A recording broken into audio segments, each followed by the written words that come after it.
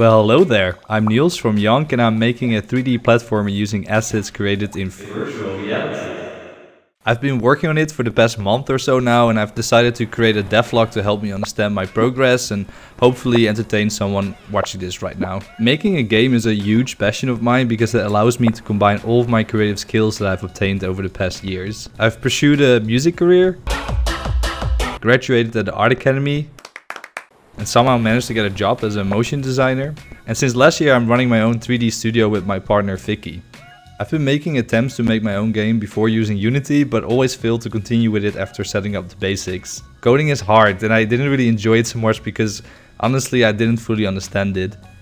But then, is it a plane? Is it a bird? No, it is dynamic global illumination. Beautiful bounce lighting instantaneously. You're telling me that I can drag and drop these spaghetti lines and make character jump? After messing around with Unreal Engine's blueprint system, I feel that all the coding knowledge I picked up unconsciously is coming together and making my synapses sap my entire brain. Are you listening to me? Do you get it? You are gonna be out on the streets. And then I felt it.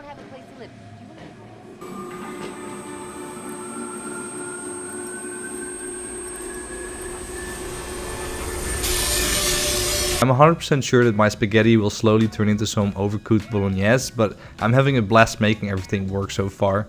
Anyways, you probably clicked this video because you're interested in virtual reality. I've been using Medium on the Quest 2 for the past 3 years to sculpt these weird creatures together with Vicky as YONK, and I figured I could use this technique to also create assets for my game. So I started with a quick sketch of the main character and started sculpting away. It's incredibly easy to create 3D assets using VR because you're using just your hands. There's no keyboard or mouse involved. Next to the main character, I also quickly sculpted a couple of plants, trees and rocks to populate a small island.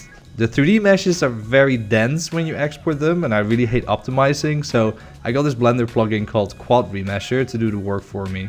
And this way I really quickly managed to make a small island that my character can walk around. And when I say walk around, that's basically the only thing that he can really do. I set up the character controller using DevEnable's 3D platformer tutorial so they can walk, run, wall slide and wall jump. I figured I should add some more spice to the game by adding more movement options. I started with the classic Mario ground pound, which was surprisingly easy. First I'm basically shooting a laser to the ground to see if there's ground to ground pound on. And after that I stop all of the movement and set a small delay to make them float in the air. After the delay, you blast them to the ground with some force and you got a ground pound. I also wanted to add some momentum to the ground pound by adding a super ground pound jump.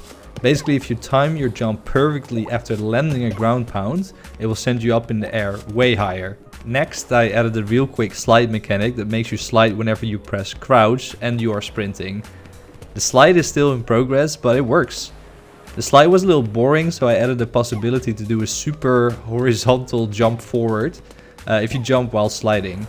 If you get your timing right, you could go really quickly through some levels. I then added a dash, which is basically just resetting the entire velocity of the player and then multiplying the forward factor by a set amount to launch the character forward. I then got some suggestions through our Instagram to add a jetpack, so I gave it a go. As in, I made a complete spaghetti bolognese, but it works. I've also added some launch velocity variations depending on if the character is falling or jumping to give this bumpy feeling to it, basically to make it feel more like a jetpack. On top of that I've added a fuel system that you can see on the bottom left. When putting the purple box placeholder jetpack on the character, I finally had an idea for the main game mechanic. It reminded me of these square food delivery bags, so I think our main character might become a food delivery guy. I'm honestly not thinking at all about what the game will be about and I will just see where the flow takes me. Currently I'm just focused on making everything feel right, movement wise. That's why I'm setting up a small demo / hub world for people to try the character movement out.